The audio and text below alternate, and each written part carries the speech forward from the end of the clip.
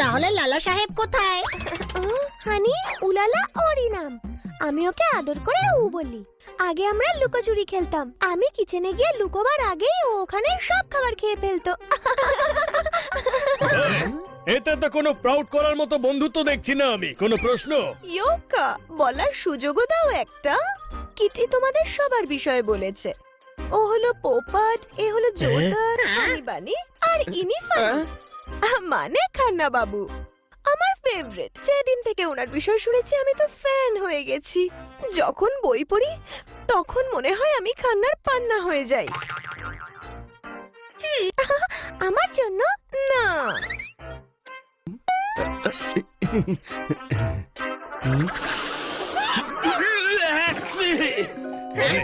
দুর্গাপুজো আসে যখন বেজে ওঠে ঢাকটা, এই বুকেটা তো করে দিল লাল আমার নাকটা।